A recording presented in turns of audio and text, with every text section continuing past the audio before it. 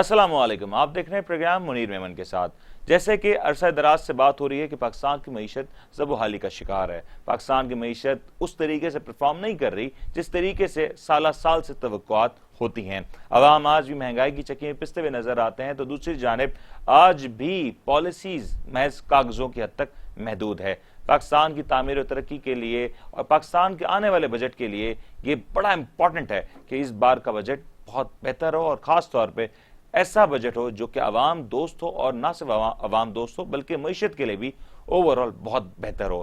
पाकिस्तान की मईशत में shipping industry का एक भरपूर रोल है और इस रोल को किस तरीके से बेहतर किया जा सकता है और अरसा दराज से इस रोल में क्या खामियां रहीं, क्या कुछ कोताहियां हुई, इसके ऊपर बात करने के लिए आज हमारे साथ मौजूद हैं कैप्टन सैयद इरफानुल हक साहब, जो कि साहबजादे हैं लेट कैप्टन सैयद मुजफ्फर इकबाल साहब के, जो कि यकीनी तौर पे हमारे दिल के बहुत करीब हैं और एक पाकिस्तान की नामवर शख्सियात में उनका शुमार होता रहा। कैप्टन इरफानुल हक साहब, कैसे हैं आप?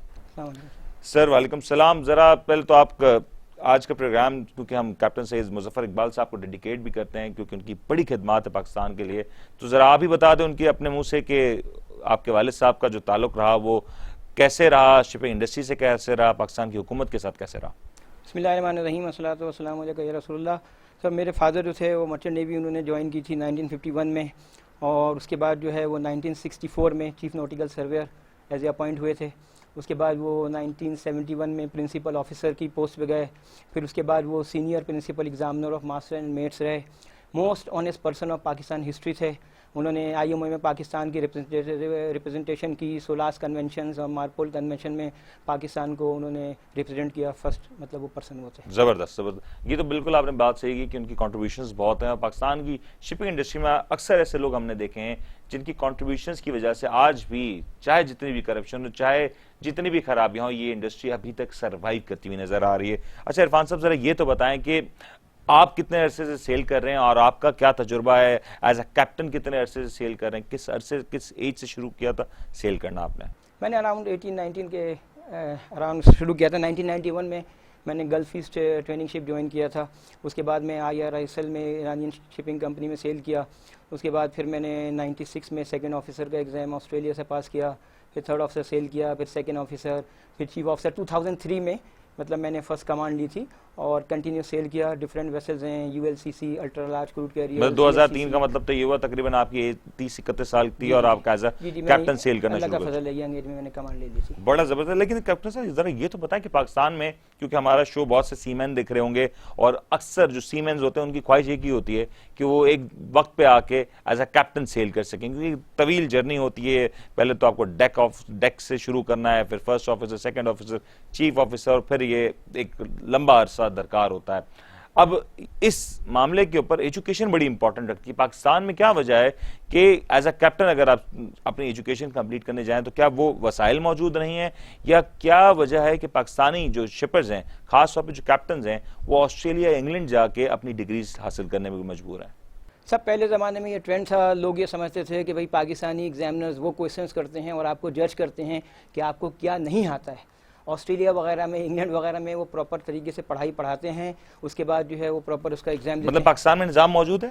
नहीं, अभी तो ये नहीं है, मगर ये कि पहले ये ट्रेंड था तो लोगों ने फिर ये ट्रेंड कंटिन्यू रखा कि इंग्लैंड और ऑस्ट्रेलिया में जाके एग्जाम किया। वहाँ पर प्रॉपर क्लासेस वगैरह होती थी और उसके बाद जो है उनके सेमेस्टर्स होते थे और हर मतलब ये कि पूरे एग्जाम के 3 या 4 सेमेस्टर में पूरा कंप्लीट होता था और फाइनल फिर वो ओरल एग्जाम्स वगैरह हो जाता था। यहाँ पर वो सिलसिला नहीं था, ठीक है सब। इसकी वजह से लोग बाहर जाते थे, तो बेसिकली वहाँ पर जो है प्रॉपर क्लासेस होती थी, इसीलिए लोग जाते थे। और मैं भी इंग्लैंड गया और ऑस्ट्रेलिया गया, फाइनली मैंने सारे एग्जाम्स वहीं से पास किए। अच्छा, तो पाकिस्तान में अगर अभी जो चाहते हो, ख्वाहिशमंद रखते हो इसके एज ए कैप्टन सेल करने के लिए, तो वो यहाँ पाकिस्तान में एजुकेशन सिस्टम मौजूद है, निज़ाम मौजूद है? जी जी, मुख्तलिफ इंस्टीट्यूट्स बने हुए हैं और पाकिस्तान मरीन अकेडमी भी है, वो लोग कर सकते हैं, ऐसी बात नहीं है। और अब तो हमारे पास मुख्तलिफ इंस्टीट्यूट और शॉर्ट कोर्सेज वगैरह के लिए मुख्तलिफ इंस्टीट्यूट्स हैं और क्लासेस हैं। अच्छा, ये तो बड़ा ज़बरदस्त काम हो गया कि पाकिस्तान में चलें। अब फिर आखिर हम देख रहे हैं कि पॉजिटिविटी आ रही है, बेहतरी आ रही है। लेकिन एज अ सेलर मैं ज़रा आपसे पूछूं ना कि पाकिस्तान में जो इस वक्त मर्चेंट नेवी है वो किस मुकाम पे मौजूद है, किस तरीके से देख रहे हैं मर्चेंट नेवी को आप? देखिए, पाकिस्तान की मर्चेंट नेवी को अगर आप किसी भी जगह की मईशत को आप देखेंगे ना, तो उसकी आप गवर्नमेंट की शिपिंग लाइन को देखेंगे। देखिए, हमारे पास जो है इस वक्त 50 के करीब शिपिंग एजेंट्स मौजूद हैं, मगर बात यह है कि वो सब प्राइवेट हैं।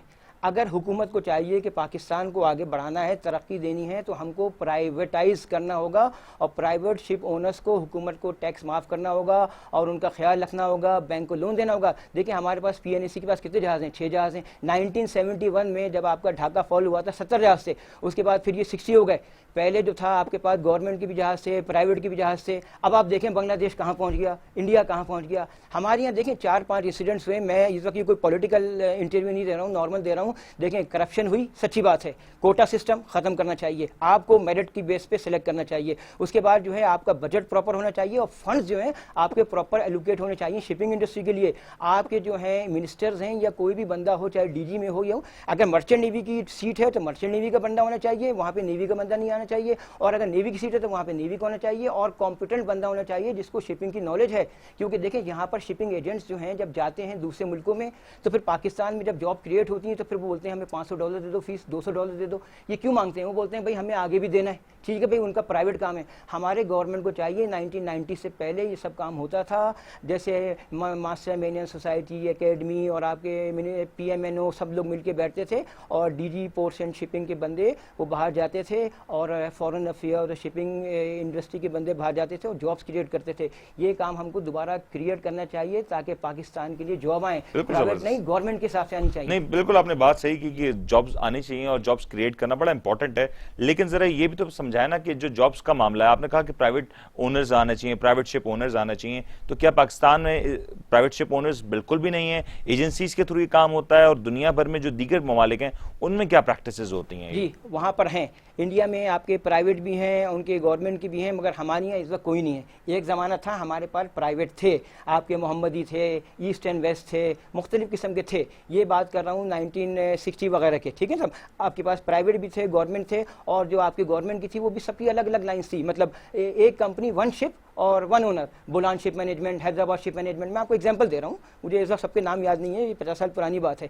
मगर अभी वो सिलसिला नहीं है। अभी PNAC है तो उसके पास सिर्फ PNAC के 6-7 जहाज़ हैं। अब आप ये बताएं कि पाकिस्तान मरीन एकेडमी है, वहाँ पे हर साल 200 बंदों को क्रिएट कर लिया। अब ये आप ये सिस्टम बंद करें, 25 बंदे डेक साइड के लें, 25 बंदे आपके इंजन साइड के लें और बस उन्हीं की ट्रेनिंग कराएं। क्योंकि भाई अगर आप 200 बंदों को ले लेंगे तो कोई जो है ओवर चलाएगा, कोई जो है वो मतलब स्ट्रीट क्राइम करेगा। भाई जॉब्स ही नहीं है, जब जॉब्स नहीं है तो आदमी क्या काम करेगा? आप बताएं ना, आप बंदों को GP की ट्रेनिंग करा रहे हैं, आप मुख्तलिफ जगह की आप उनको ट्रेनिंग करा रहे हैं और फाइनली आप उनको जॉब ही नहीं दे रहे हैं। आप समझ गए ना? देखिए अभी कुछ जॉब्स आ गई हैं पाकिस्तान में पेंडेमिक्स की वजह से। हो ये रहा है कि ये पूरा इंडिया लॉकडाउन है और अभी पाकिस्तानी एजेंसियों को जॉब्स मिल रही हैं। ये अभी कुछ दिन की बात है, जैसे ही ये पेंडेमिक्स ख़त्म होगा ये सारी जॉब्स फिर इंडिया में चली जाएंगी। हमारे गवर्नमेंट को चाहिए, जो बहुत सीरियस बात है, इस वक्त मैं कोई कमेंट नहीं कर रहा हूँ, मगर अगर हमको आगे बढ़ना है हमको एक प्रॉपर गोल सेट करना पड़ेगा और टारगेट अचीव करना पड़ेगा। देखिए एक छोटी सी एग्जाम्पल दे रहा हूँ, मुशर्रफ साहब ने सिर्फ 1 साल के दौरान चैलेंज किया था कि एक्सपो सेंटर बना दूंगा।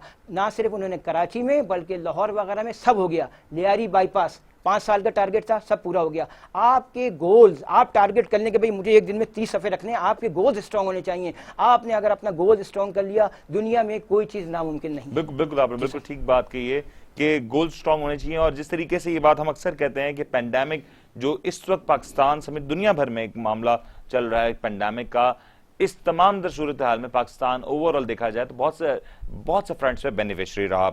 पाकिस्तान की टेक्सटाइल की सनत जिस तरीके से ग्रो करी, पाकिस्तान की लोकल इंडस्ट्री ग्रो करी, उसी तरीके से पाकिस्तानी शिपिंग इंडस्ट्री के लिए भी ये ग्रो करने की एक बेहतरीन अपॉर्चुनिटी है। क्योंकि दुनिया भर में जो जहाज़ों पे जो क्रू की रिक्वायरमेंट है वो बहुत ज़्यादा है।